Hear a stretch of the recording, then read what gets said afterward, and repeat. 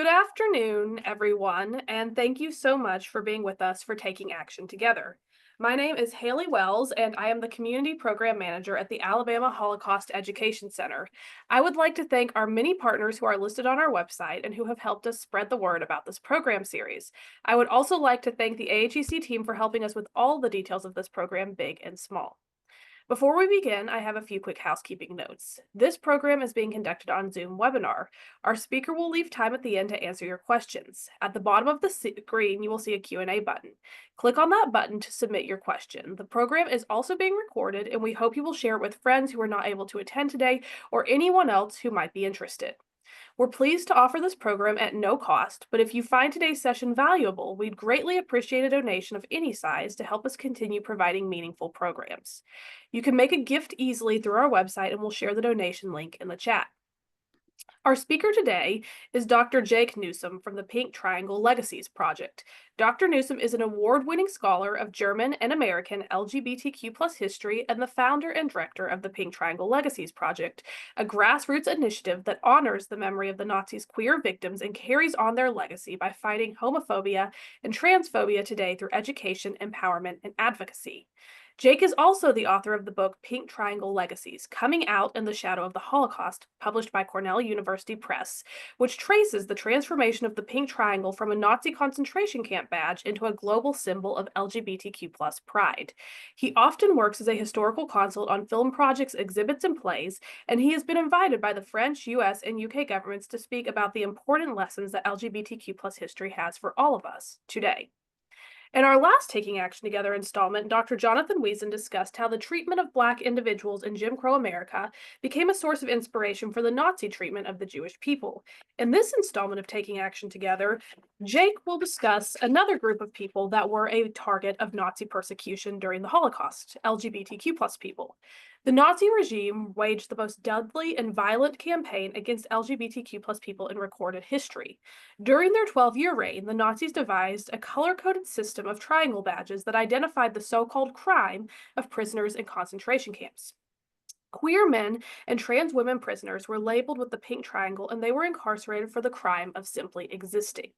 In this session, Jake will share 10 key lessons for understanding the Nazi persecution of LGBTQ people and its relevance for today. At the end of the session, he will list some actionable takeaways, so make sure to stay until the end. Now, please join me in welcoming Dr. Jake Newsome. Hi, good. Good morning, everybody, or good afternoon, as the case may be, wherever you're joining from. As Haley said, my name is Dr. Jake Newsome. I am the founder and director of the Pink Triangle Legacies Project, and it's really great to be here in this virtual space with all of you today. I am logging on from sunny San Diego. It's still early morning here. But I hope that wherever you are, you're all having a good day so far. In fact, why don't you I would love to see where you're joining from. So if you want to be able to put in the chat where you're logging on from, that'd be great to see. While you're adding that to the chat, I'd just like to say that the Pink Triangle Legacies Project team is really proud to partner with the Alabama Holocaust Education Center to bring you this important and timely edition of their incredible series, Taking Action Together. I want to just give a special shout out real quick to Haley Wells for helping put together and then moderating today's event. And you may have seen on the event registration page that my colleague River Freelow was listed as being a co-presenter today, but unfortunately, due to some unforeseen circumstances, he's not able to be here. So you will have to listen to me the entire presentation. I still wanted to give a shout out to River and acknowledge the work that he and also our public history intern Gabby Perales put into this event. Really would not be possible without all of their work. So I want to go ahead and share my screen so that we can get started.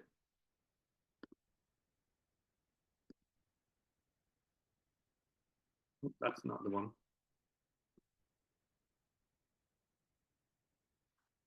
All right.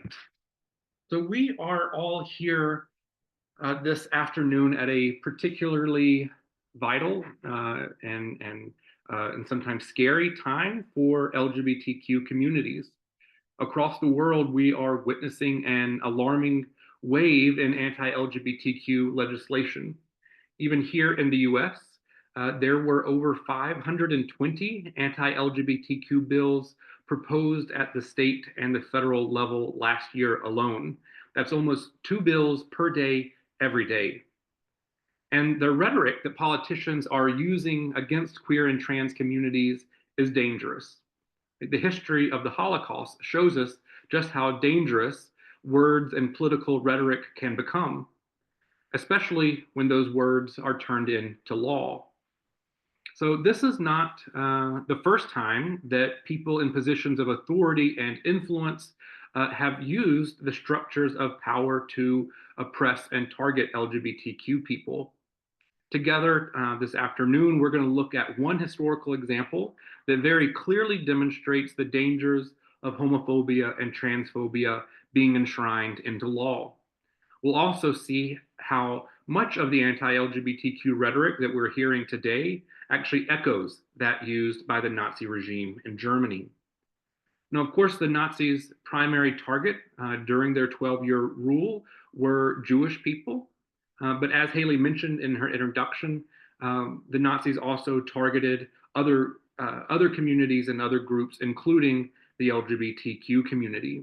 So our team of experts here at the Pink Triangle Legacies Project has identified 10 key lessons that will help you better understand the history of the Nazis' persecution of LGBTQ people, and also provide important context for understanding what we're facing today.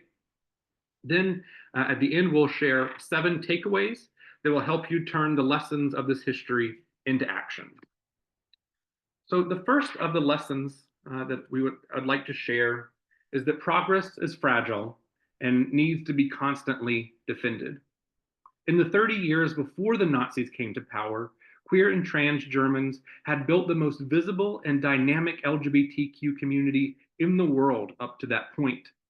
There was a vast network of LGBTQ publications, and whether you were interested in politics or art or sports and leisure, you could find an LGBTQ magazine or newspaper or pamphlet to fit your interests.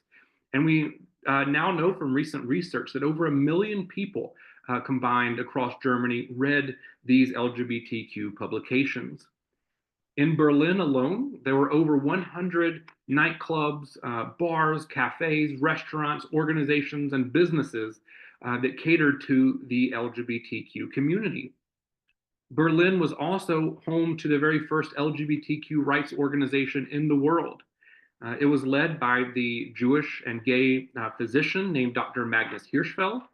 And in 1919, he founded the Institute for Sexual Science, which was a pioneer institution that was world famous that led scientific research into human sexuality and gender.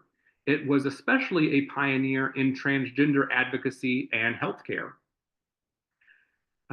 The Institute even worked with the Berlin Police Department to issue gender affirming IDs to trans people to help shield them from Germany's discriminatory laws. And then the Nazis were elected to power. They became the largest political party in July of 1932, and then in January of 1933, their party's leader, Adolf Hitler, was appointed Chancellor of Germany. And within truly a matter of weeks, the Nazi regime was able to drive these vibrant queer and trans communities back underground, and they initiated the most violent attack on LGBTQ people in modern history. So again, progress is fragile.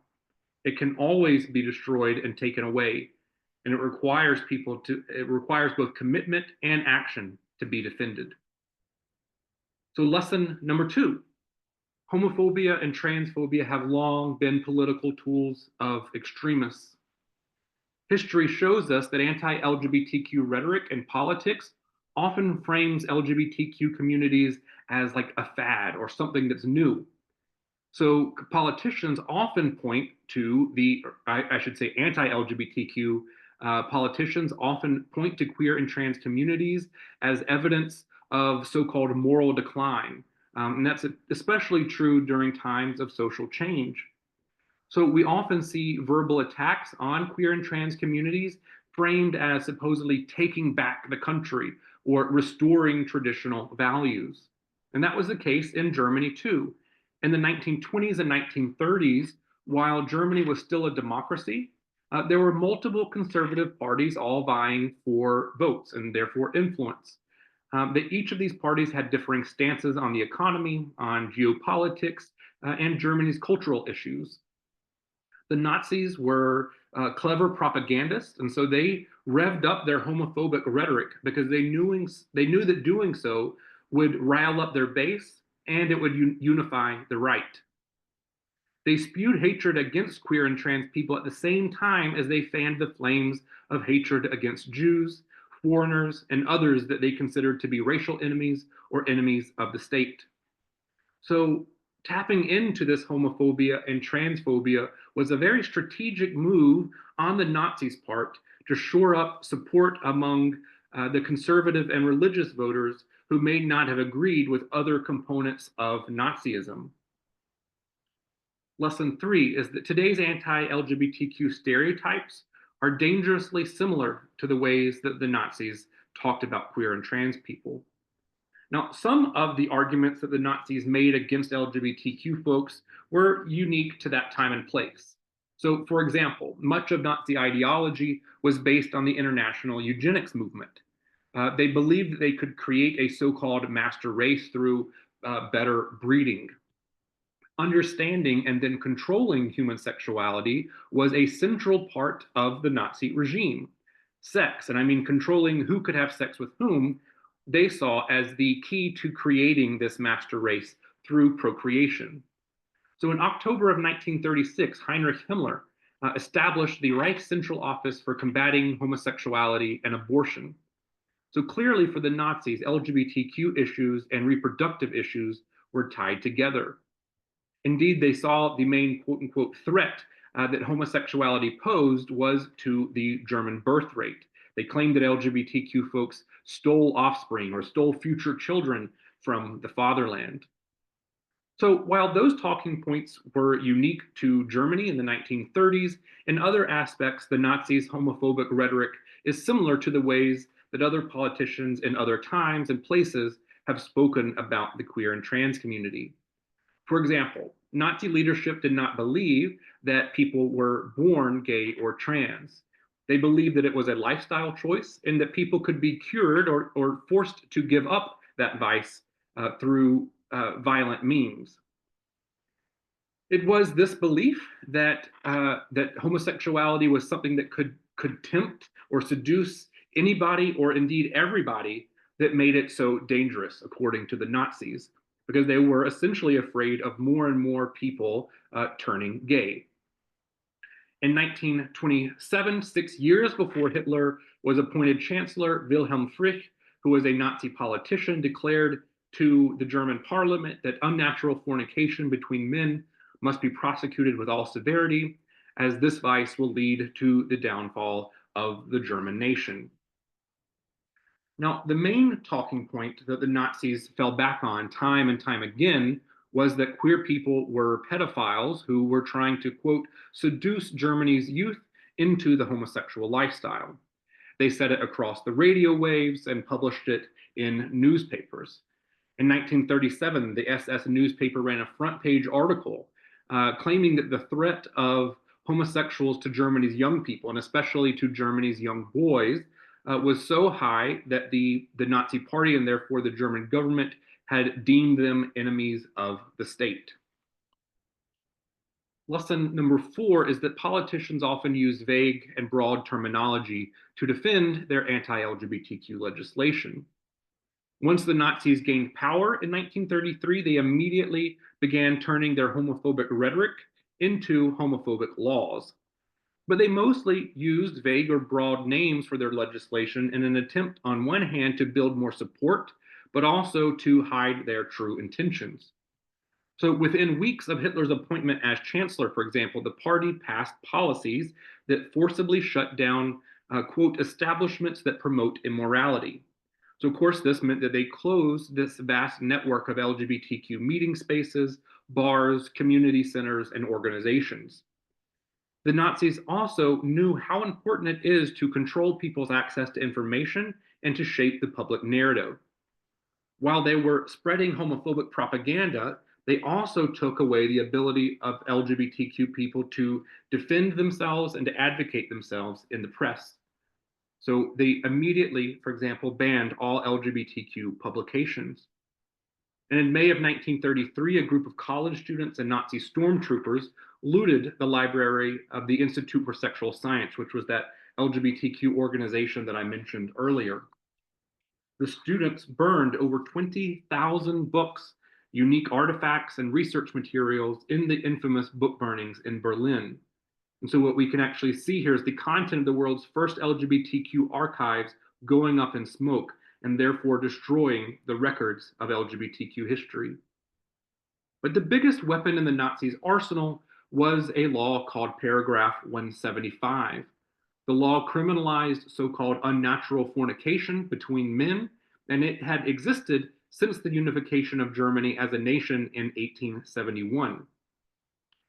In 1935, the same time that they are writing their infamous Nuremberg race laws, the Nazis also amend paragraph 175 by broadening it. The new wording criminalized so-called indecency. And this definition was left intentionally vague so that judges and prosecutors could interpret that how they wanted to on a case-by-case basis, with the explicit goal of being able to convict as many men as possible. As a result, the number of arrests and ultimately convictions under paragraph 175 skyrocketed after that 1935 amendment. After this change in the law, it's easier for anyone to accuse someone of homosexuality and know that the regime will react to that accusation, whether it was true or not. And so that leads to lesson number 5, which is that the Nazis' violence against LGBTQ people was wildly popular among ordinary Germans. This was not just a top-down persecution led solely by the German government. The majority of the German population, it's true, did nothing to question or resist the Nazis' violence against LGBTQ people.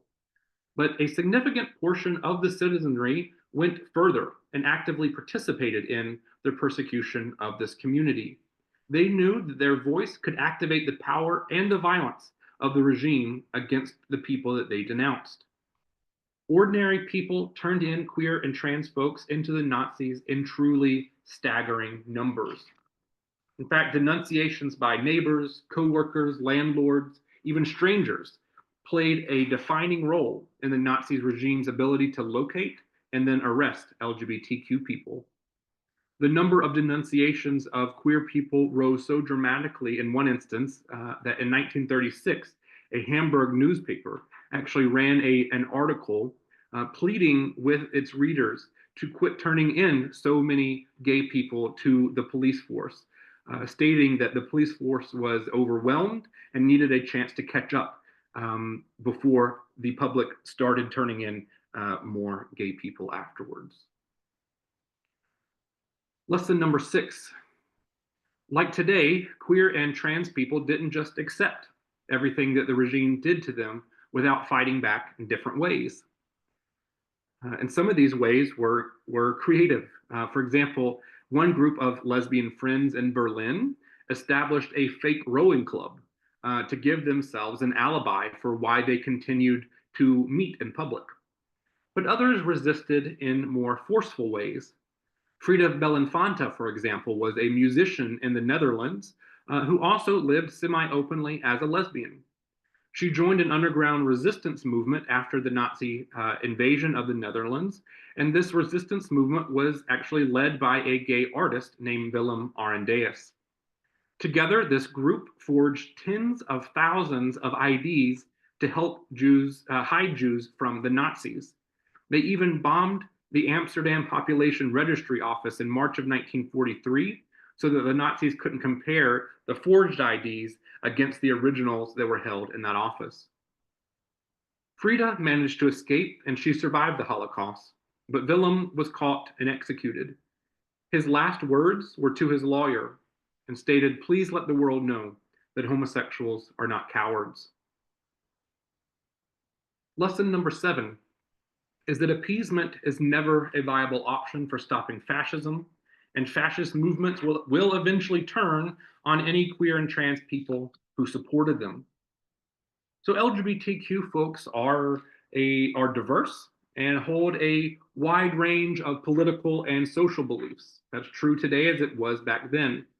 Some are racist and some may find authoritarian movements appealing. Even in 1930s Germany, some gay men joined the Nazi Party because they believed in Nazi ideals. Now, Nazi leaders often kept those individuals around while they were useful, but eventually purged them from the party and sent them to the concentration camps too. So let's take a look at the example or the case of Friedrich Ratzowait as an example of the dangers of appeasement. Friedrich was a gay pioneer in Germany. He built a publishing empire that produced many of those magazines and newspapers that I mentioned earlier. He formed a gay rights organization called the League of Human Rights, and it had over 10,000 members at one point. He also used his position and his wealth to advocate against anti-LGBTQ laws like paragraph 175. But as the Nazi Party grew, Friedrich asserted that he wanted to remain, quote, non-political. This was probably an attempt to try to protect his business interests. But he told his readers that the Nazis' homophobic rhetoric was just campaign promises to get votes, and that to be reassured that the Nazis would not go after, quote, respectable gay people, that they would only go after the so-called disreputable gay people, including those who were Jewish. So Friedrich spent the latter part of his life and really the pinnacle of his publishing career trying to appeal to the growing fascist party.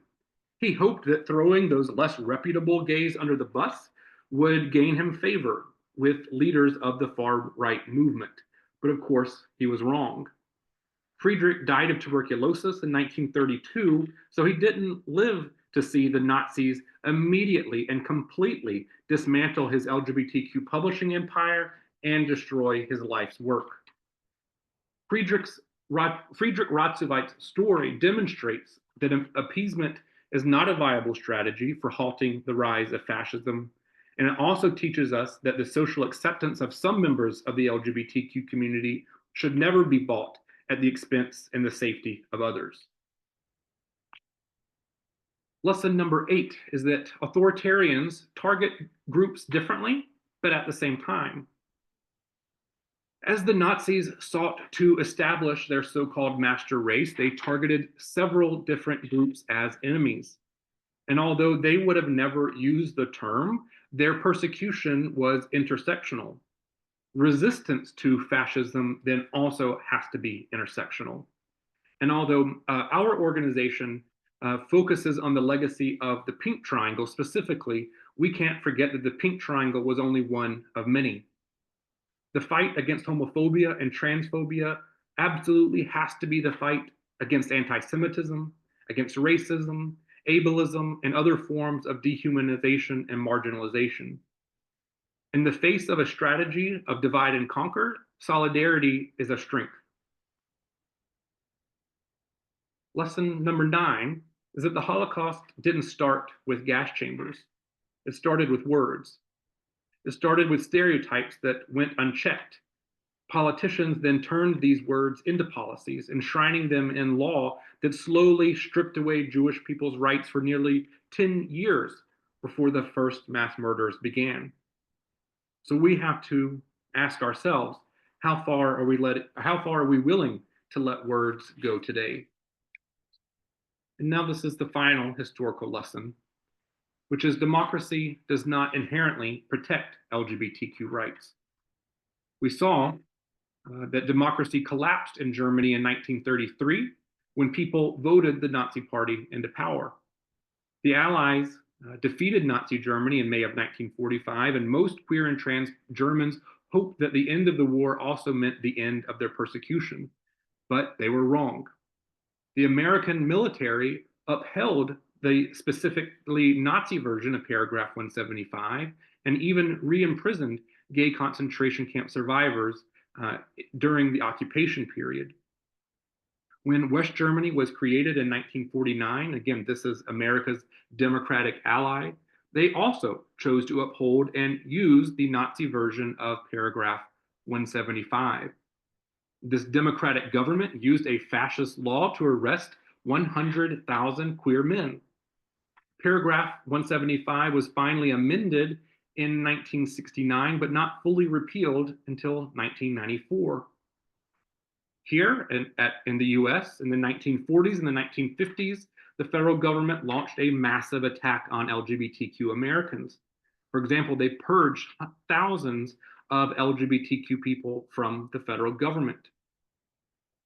And after the hard fought victories in the wake of Stonewall, LGBTQ Americans faced backlash during the Reagan years and the AIDS crisis. Up to this very day, the LGBTQ community has won some important victories like marriage equality and further protections under the law. And yet, as we are witnessing, this has sparked incredible backlash. German history and US history shows us how democracies have also systematically persecuted queer and trans people. So the lesson is clear. If we want a government that protects the rights of marginalized communities like LGBTQ people, we have to fight for it and actively build that government. So history shows us how far homophobia and transphobia have gone in the past. But it doesn't have to be like that. It's up to us to decide how far we let it go today. And to help equip us for the fight against homophobia, transphobia, and the rise of authoritarianism, I'm going to share with you 7 steps that you can use to take action today. Now, as I said at the top of the hour, in the last 10 years, we have seen an alarming rise in anti-LGBTQ legislation across the United States.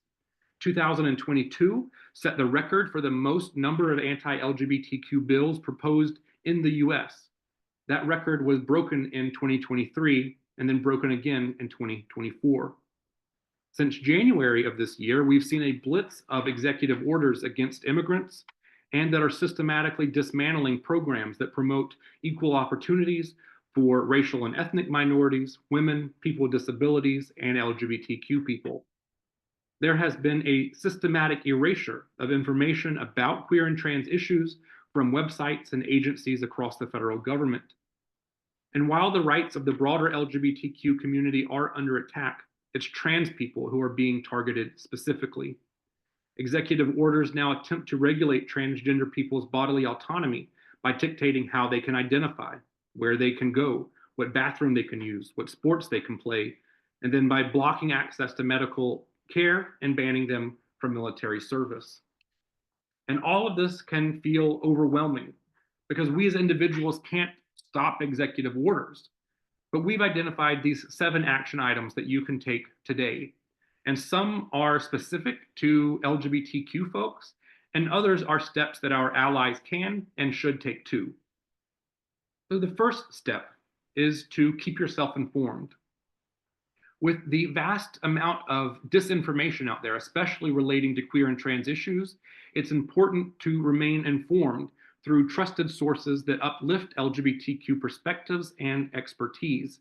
So here are some of the sources that we recommend that are widely respected and are committed to ensuring accurate and inclusive information and representation. So you can see here Aaron in the Morning, The Advocate, Washington Blade.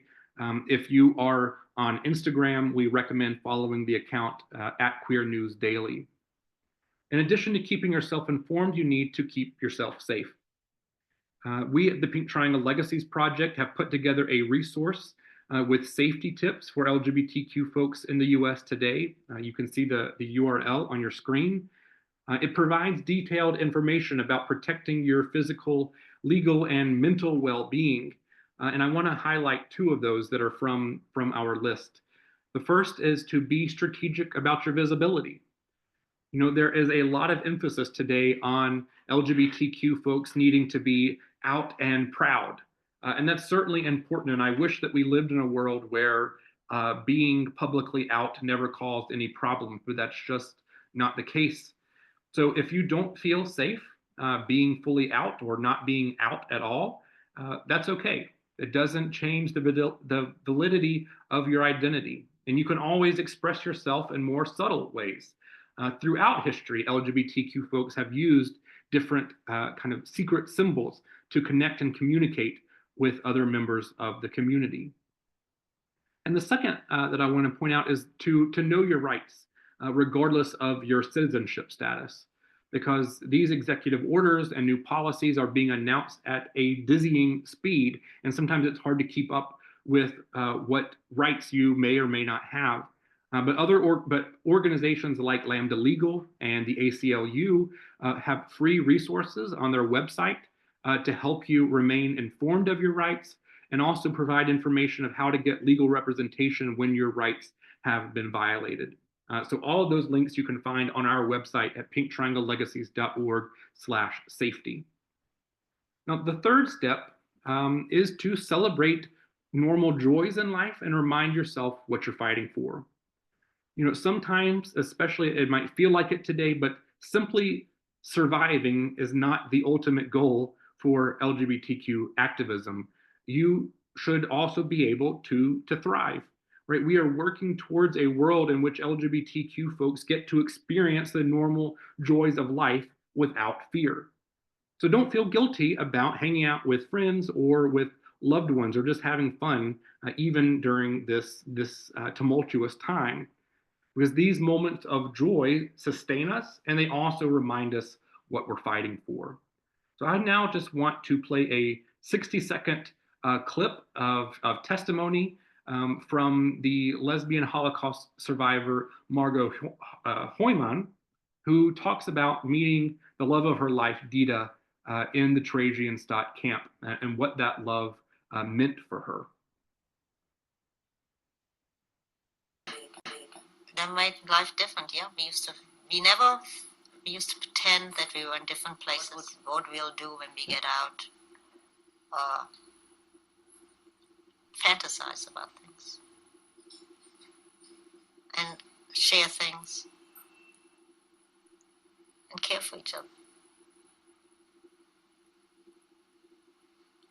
So we left Auschwitz together too. I don't know. It's something being together with Dita, and we did together. Now we realize now, we talk about it, because I see her, and we meet at least once a year. Either I go to Toronto or she comes here.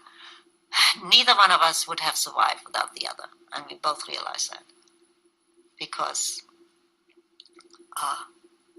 we gave each other hope and support and love and friendship. And I think that's what makes life worth living. I always love that clip from Margot. So again, lean into and celebrate those normal joys. Step number 4 is to lean into community and to join forces.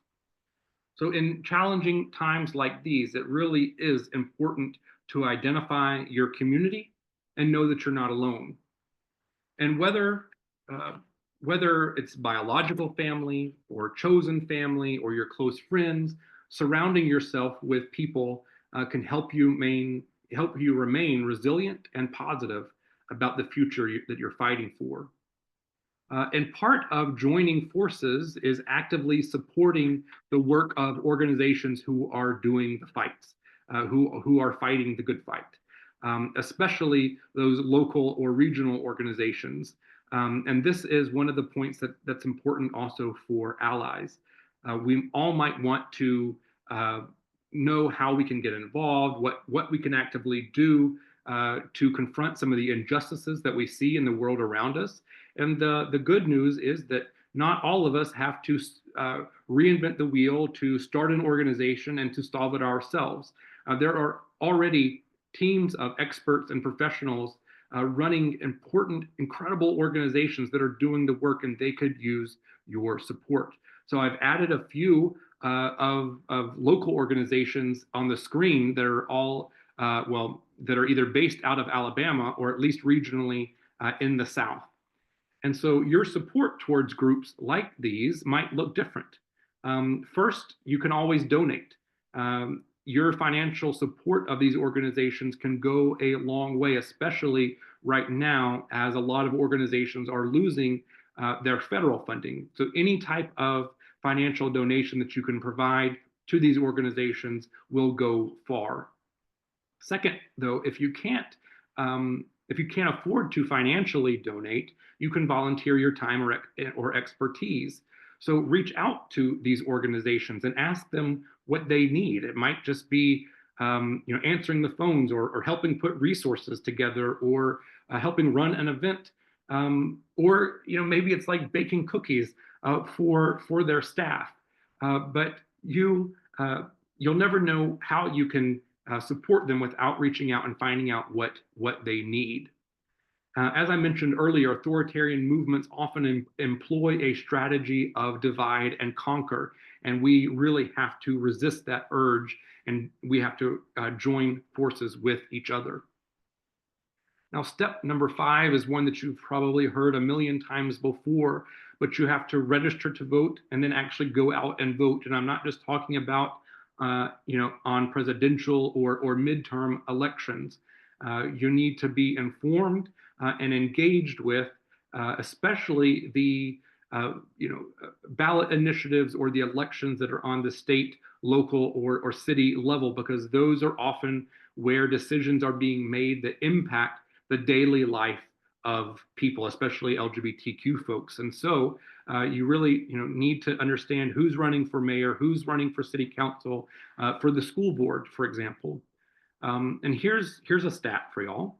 1 in 10 millennials and almost 1 in 3 members of Gen Z identify as LGBTQIA+. So together, we truly have the potential to play a critical role in future US elections. And there are a number of organizations out there that are dedicated to helping you make the most of your own electoral power. And so one of those is one of our organization's Pink Triangle Legacy Project's partners called Outvote.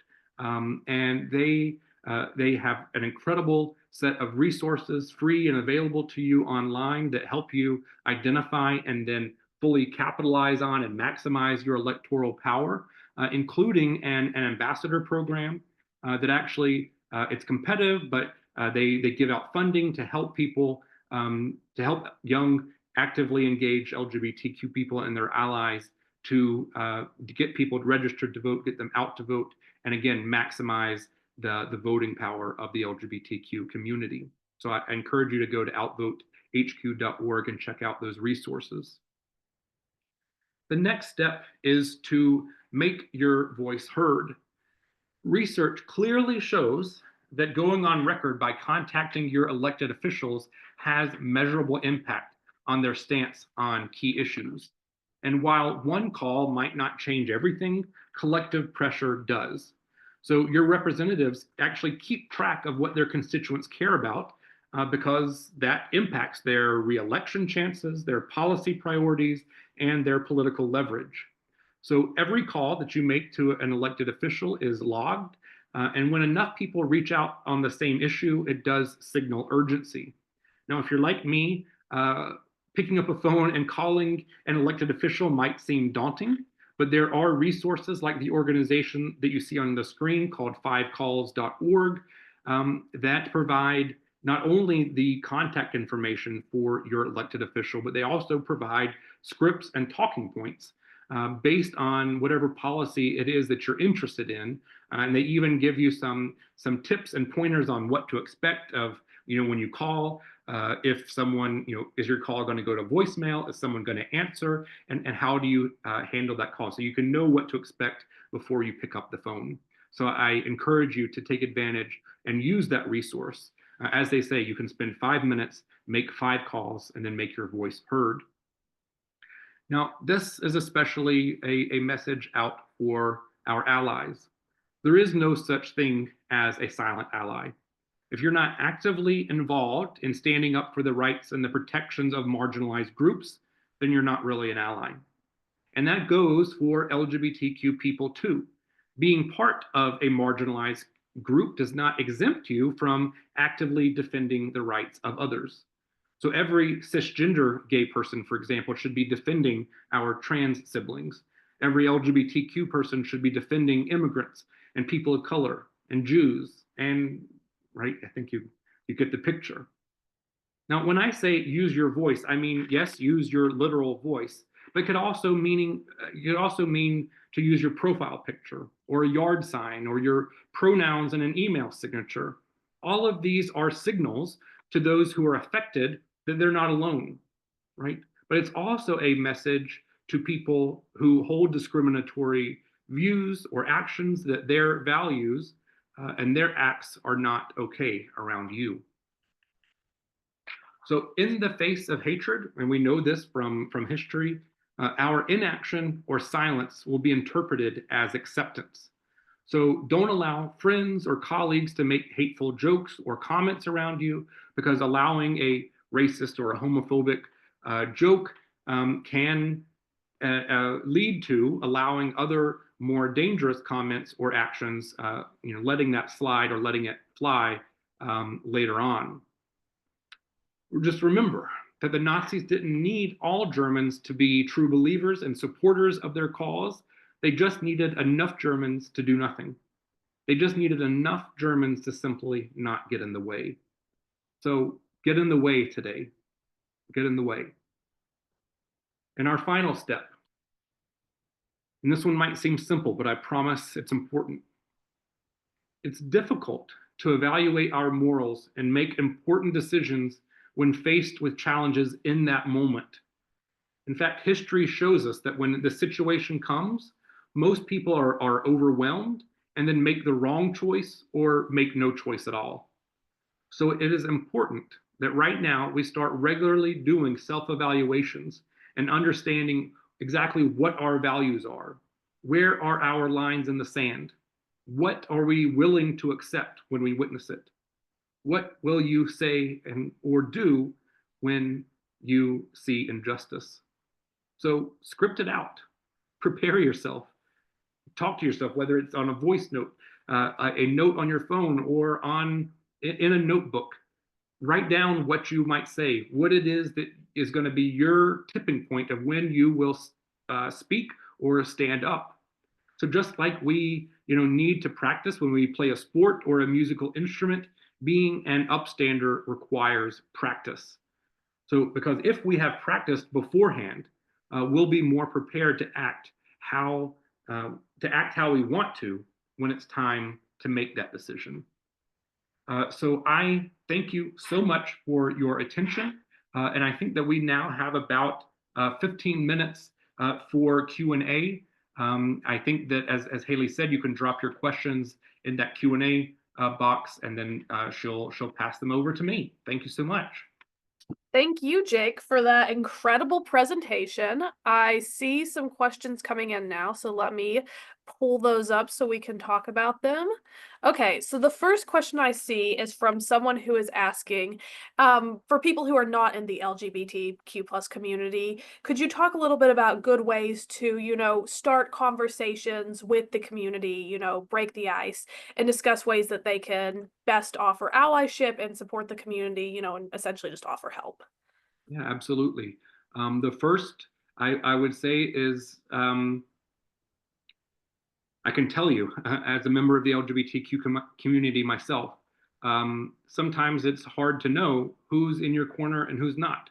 And so, if you want to start a conversation, whether it's with an LGBTQ organization, an individual that you might know, in your local community or congregation or class, is just introducing yourself and offering support, saying, look, I see you, I know you, and I know that this is a really difficult time for the LGBTQ community right now.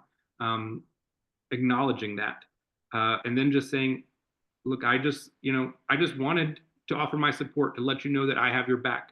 If there's ever anything that, that I can do for you or your community, please let me know. but just know that you're not alone.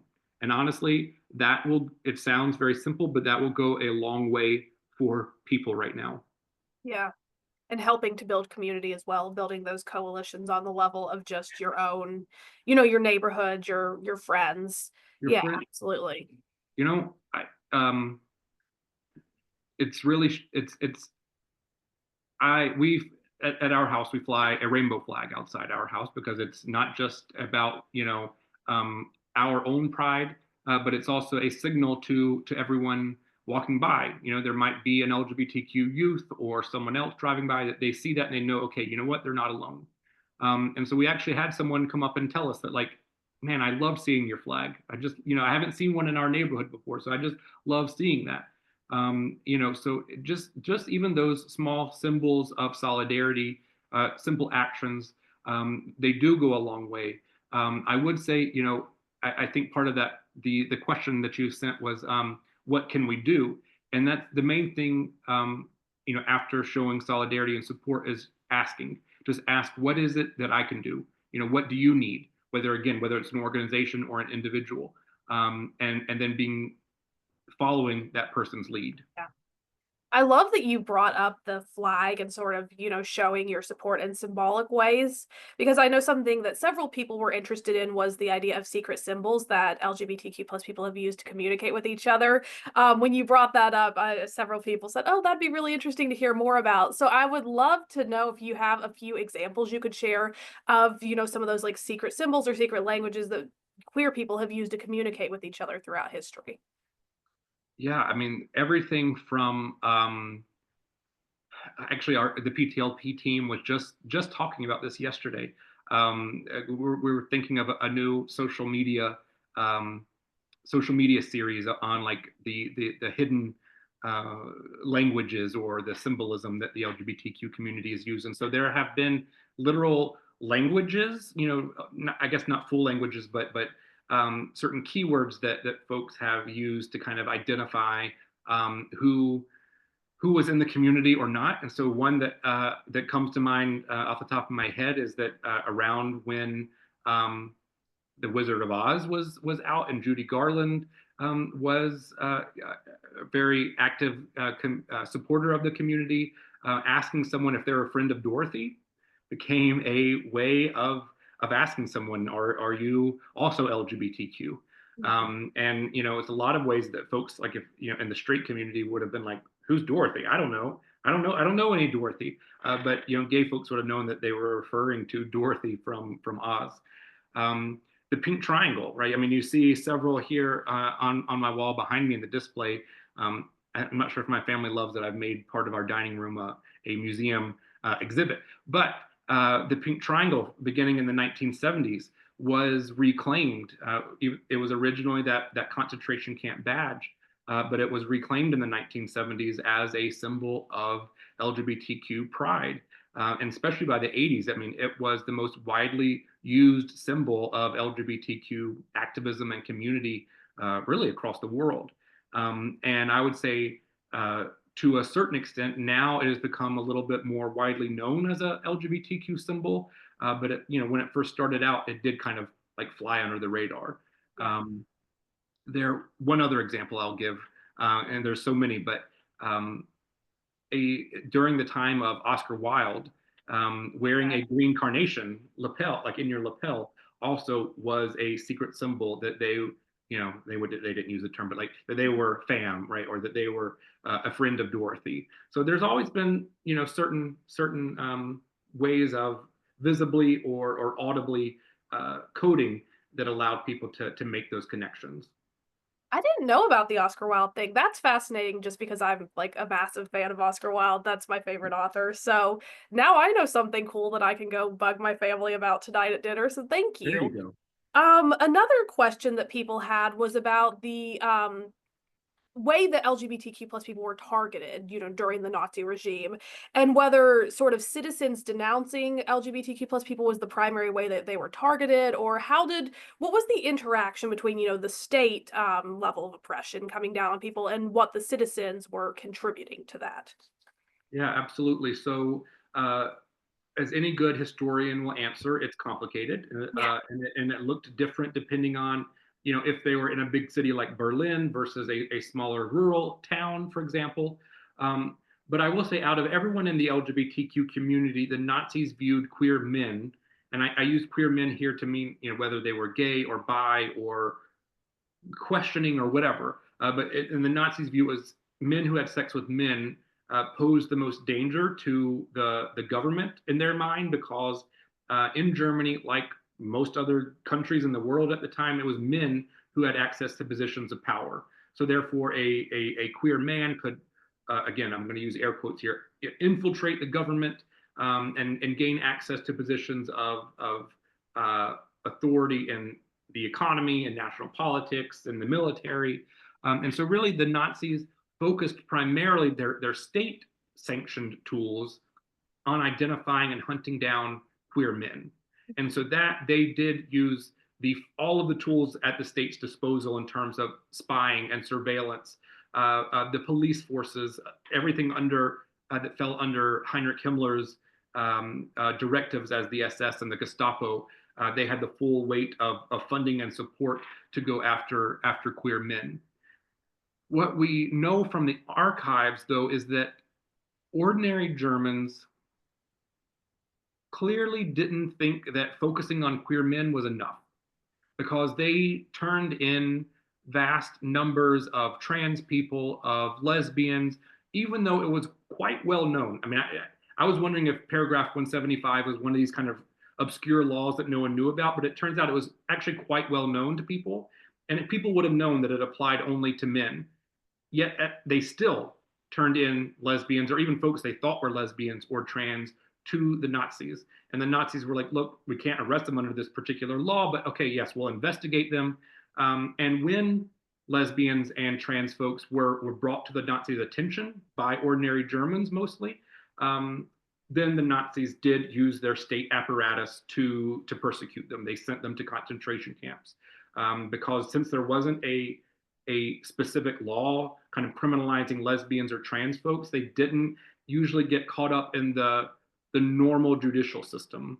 And so they were kind of never sent, or I'm not going to say never, of course, they were mostly not sent to ordinary prisons, they were sent to concentration camps. And so we see this kind of symbiotic relationship of top-down government, state-funded and state-backed persecution on the one hand, as well as kind of a grassroots contribution to that persecution of the LGBTQ community. We know, for example, that out of all of the paragraph 175 convictions, a third of them resulted from civilian denunciation. Wow. And so literally, the Nazis, as I said, they spied on people.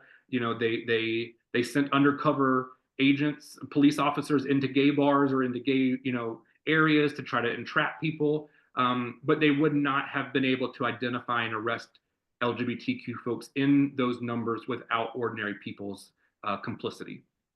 So do you think with the overzealousness of German citizens, not just in turning in gay men, but trans women and lesbians, do you think that was part of a sort of movement to prove how loyal they were to Nazi Germany and to sort of show, I shouldn't be targeted next because I am loyal?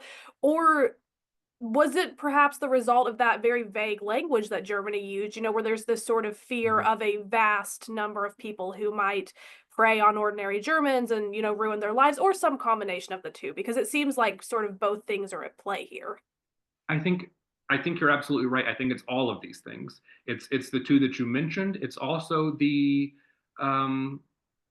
fact that homophobia and transphobia is pervasive still to this day. But just like the Nazis didn't have to invent anti-Semitism, right? They didn't invent homophobia or transphobia. They knew that it was a common held belief amongst ordinary people, and then they were able to, strategically employ or deploy, their propaganda to kind of fan those flames. And so, they're clearly, and this is not, I will say, it's not solely a left versus right or conservative versus liberal thing, because there were, especially, well, while the leftist parties were allowed to exist,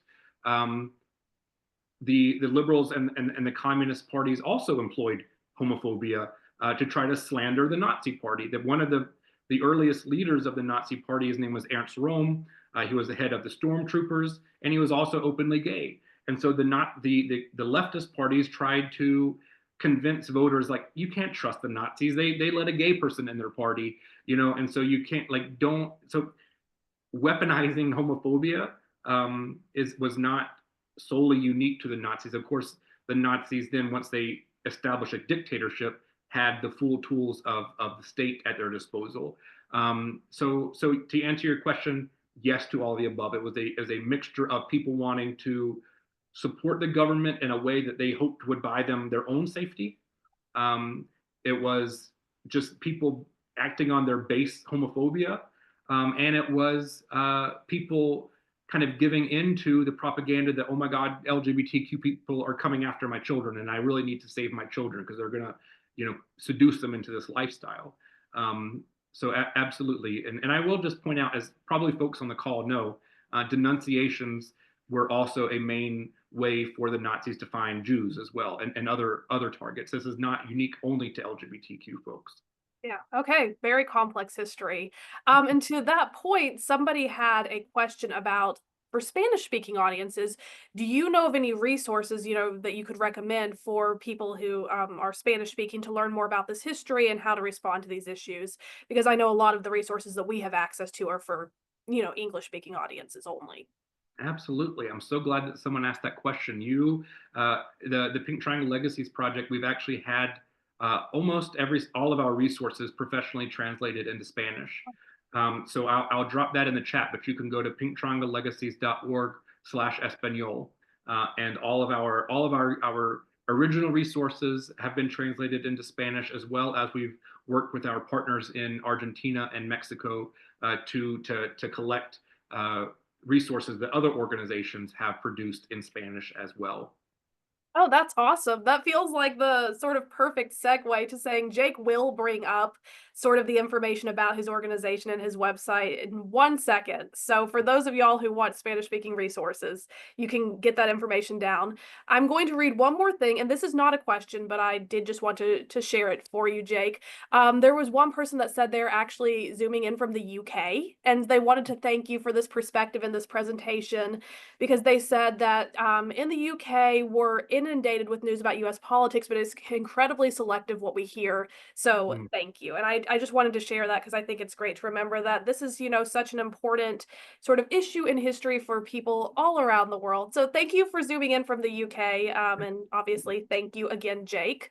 And I will give you your 60 seconds to share your resources with everybody, so that people can note this down, and then we will finish up the session. Yeah, absolutely. So I just want to say thanks again to all of you for logging on, for all your great questions. Thanks for logging on from the UK. Our website, which is pinktrianglelegacies.org, does offer a number of free digital resources for anyone looking to learn more about this history. You can find all of them from our homepage on our Learn tab, or just go to pinktrianglelegacies.org/learn. You can subscribe to our newsletter or follow us on social media to be able to make sure we're going to essentially turn everything that we presented today in these top 10 lessons and the 7 steps. We're going to turn them into a digital toolkit. So we'll announce on our newsletter and social media when those are published and ready to send out. And as we get ready to log off, I just want to leave you with this. This afternoon's event has shown really how important it is for the LGBTQ community and our allies to actively fight for and defend our rights.